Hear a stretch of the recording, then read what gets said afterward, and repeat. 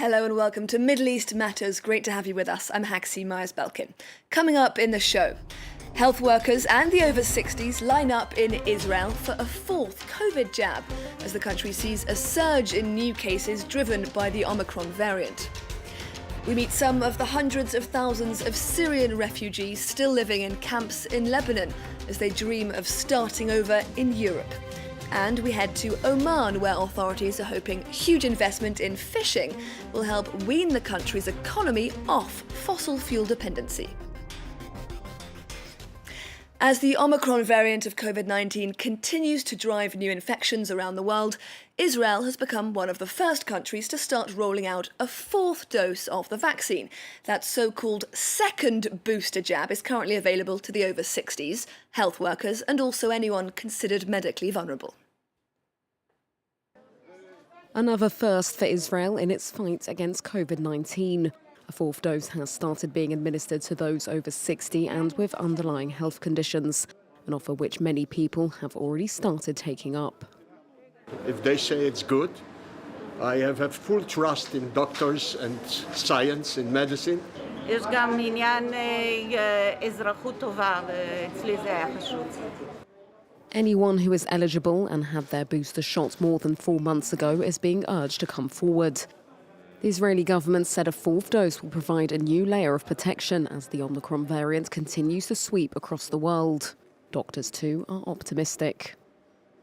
We don't know what tomorrow will bring, but we try to, eliminate more and more people that will get sick. So if we are vaccinated, less and less people will be hospitalized. Israel was the first country to roll out its vaccination program more than a year ago and started offering booster jabs this summer. But it still saw an uptick in cases fueled by the Delta variant. Officials have warned that another wave driven by Omicron is likely, but they hope the vaccination campaign will delay it and diminish its strength. Now, Covid-19 isn't the only virus preoccupying the Israeli authorities right now. An outbreak of avian flu has killed more than 5,000 migratory cranes in the country. There aren't yet any reports of the disease passing to humans, but authorities have ordered thousands of chickens to be culled as a precaution. Solange Mougin has the story. In search of warmer weather, around 500 million birds stop off in Israel every autumn. Around 100,000 wild cranes pass through the Hula Valley as part of their migration. But this past fall, some of the cranes began to die of avian flu. And since then, rangers have been suiting up in hazmat suits to collect thousands of carcasses. At first, about 2 weeks ago when they discovered the disease, about 50 to 100 dead cranes were identified here. Within a few days, the numbers reached thousands, and today there are about 5,000 to 6,000. Israel's environment minister tweeted last month that the bird flu was the worst blow to wildlife in the country's history. The disease has also spread to egg and turkey farms. Over 500,000 chickens have been destroyed as a precaution, leading to the possibility of an egg shortage in the coming months. And it's not just Israel that's battling bird flu. The World Organization for Animal Health has warned of an increase in outbreaks, with avian flu hitting more than 40 countries in the past 6 months. In the Czech Republic, over 100,000 animals have died from it since last week. France, too, has culled around 600,000 poultry as a precaution. While mass infections are an annual occurrence, and the transmission of the H5N1 variant only rarely spreads to humans, scientists are researching why this year's outbreak has been so severe in certain areas. The silver lining, at least in Israel, is that the crane population is expected to recover. When the Syrian civil war broke out in 2011, thousands of people sought refuge in neighbouring Lebanon. Many are still there, afraid of returning to Syria and struggling to survive in often squalid conditions exacerbated by Lebanon's economic crisis. At the Arsal refugee camp in the east of the country, increasing numbers of Syrians are thinking about making the perilous journey to Europe. Our reporters went to meet some of them. Arsil, northeast of Beirut and about 20 kilometers away from the Lebanese-Syrian border. 60,000 Syrian refugees reside here. Many of them plan to illegally flee the camps in search of a better life in Europe, including Ahmad, a 42-year-old father. My wife went back to live with her parents in Syria because we are starving here. I'm alone with 4 children and the situation is horrible. If we cannot legally travel, we will leave illegally using the help of smugglers. Either we will drown in the sea or we will reach a foreign country that could save us from this misery. Lebanon's deepening economic crisis has left the government unable to meet the needs of those living in harsh conditions. Qutayba, another resident in this camp, has already contacted several smugglers in hopes of fleeing the country. They ask for too much money, $7,000, $8,000. Some even ask for $10,000 to take us to Europe. We don't have that much money. Tens of thousands of refugees live in utter despair with no hope in sight as the option to return to Syria remains uncertain for security reasons. I cannot consider returning to Syria because it is simply impossible. My husband left the army. He was injured. His brother went missing. There are so many problems in Syria. We have nothing left in our country. If I return, my children will have to serve in the military. I'll be taking them back to their country only to die. With no prospects for a better future, refugees in Arsel feel abandoned. In these camps, they cope with daily hardship, waiting patiently, clinging to hope for a new life. In Oman, a country with 3,000 kilometres of shoreline, the vast majority of fishing is done by small independent outfits. But that's something the government is determined to change as it seeks to diversify the country's economy, reducing reliance on oil and gas. The investment in commercial fishing projects is already there, but progress is slow. Joseph Keane has more. In the Sultanate of Oman, artisanal fishing has been practiced for thousands of years. It's a tradition which has been passed down through generations, but the government is strongly engaged in modernising the sector. They're aiming to kickstart the economy outside of fossil fuels. Of course, it's different now.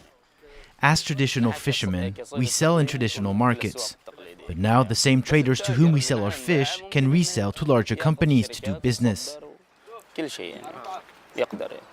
Omanis consume 2 times as much fish as the global average. But traditional fishermen are looking beyond their borders and are now placing their hopes in internationalising their production. If companies directly exploit our products through imports and exports, we will make more money. But at the moment, it's complicated, especially with COVID. Fish has lost its value. The country's seabeds have been mostly preserved. For a long time, most fishermen didn't stray too far from the coast due to a lack of adequate boats. Today, only 64 factories process fish in Oman, despite having a 3,000-kilometre coastline. However, fish production has tripled in the past 5 years due to the actions of the government. We hope that soon we will have better technology so that we can improve productivity. Some subsidiaries of our factory on Masira and in other towns produce 50 to 60 tons each day, but we just can't do that. The Sultanate has invested tens of millions of euros recently to boost the industry. However, colossal efforts are needed to convince the country's 55,000 fishermen to abandon their traditions. When the human being gets used to do a certain way by his own way, so it's kind of hard to give up that traditional way. However, if the human being notices there is like a gain out of changing that way, so then at the end of the day is going to go for it. Despite efforts to develop the sector, fishing only represented 1% of Oman's economy in 2021. And finally, proving that no one's too old to enjoy some unexpected snowfall, Saudis have been heading to the northwest of the kingdom to marvel at a very rare event. So rare, in fact, that the Tabuk mountain range on the Jordanian border has even been getting some visitors from Qatar. The snow was so thick that one man even managed to get some skiing in. Well, that brings us to the end of this edition of Middle East Matters. Thank you very much for watching. Stay tuned, there's more world news coming up in just a few minutes' time.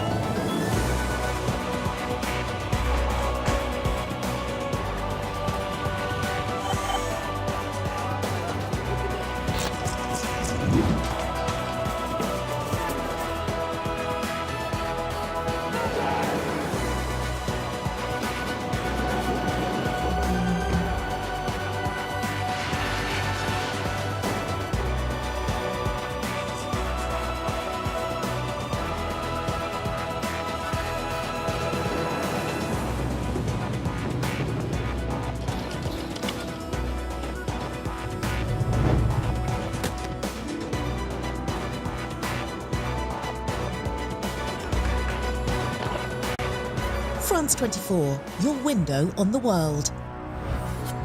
Liberté, égalité, actualité.